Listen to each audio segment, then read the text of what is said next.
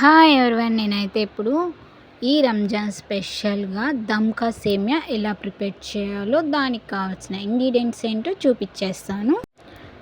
ఎక్కువగా పాలు వచ్చి నేను చిక్కని పాలు తీసుకున్నానండి. అవి కూడా పాల ప్యాకెటే, కానీ చిక్కగా ఉండేటట్టు తీసుకోండి. ఎక్కువ చుక్క వాటర్ వేయకుండా 1/2 లీటర్ పాలు అలా వేసి మొత్తం బాగా బాయిల్ చేసుకొని ఫస్ట్ కోవా అయితే ప్రిపేర్ చేసేసుకోవాలి.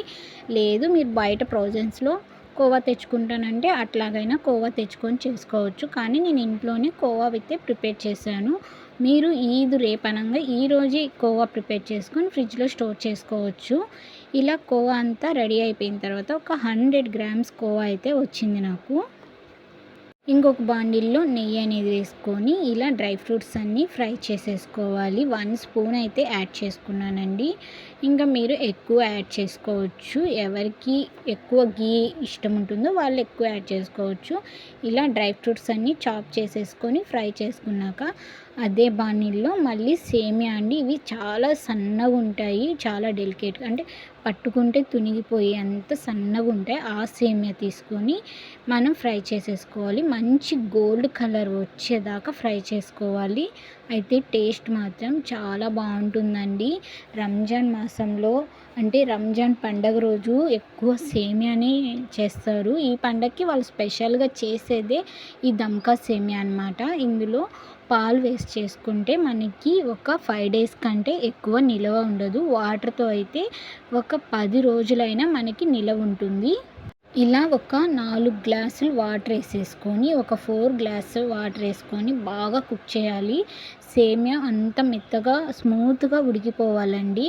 ఇలా ఉడికిన సేమియాలోనే మనం కొంచెం ఒక 400 గ్రామ్స్, అంటే ఇప్పుడు కేజీకి 1/2 కేజీ చక్కెర వేసుకొని కుక్ చేయాలి. అప్పుడు స్వీట్ అనేది సరిపోతుంది. ఇంకా నాకు తెలిసి 700 గ్రామ్స్ అయినా పడుతుందండి.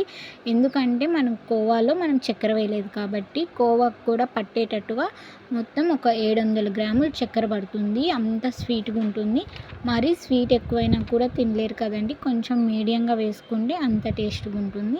ఇలా బాగా కుక్ అయ్యేటప్పుడు ఇందులో మనం ఫుడ్ కలర్ కూడా, రెడ్ ఫుడ్ కలర్ వేసుకొని బాగా మిక్స్ చేసేసుకోవాలి. ఈ దమ్కా సేమియా మీకు ఎలా అనిపించిందో నాకు కామెంట్ సెక్షన్లో కామెంట్ చేయండి.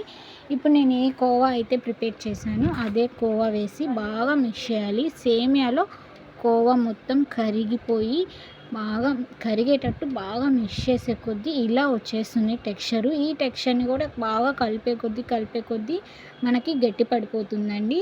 అలా గట్టిగా అయిపోయిందంటే మనకి 10 డేస్ కంపల్సరీ నిలవ ఉంటుంది. ఇలా మనం దమ్కా సేమియాకి ఇలా కొంచెం ఇలాచి యాలకుల పౌడర్ కూడా యాడ్ చేసేసి బాగా మిక్స్ చేసేసుకోవాలి.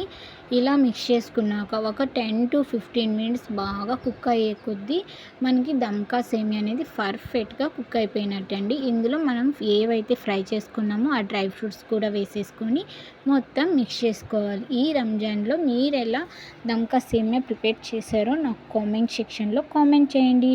Happy Ramzan. Thank you for watching.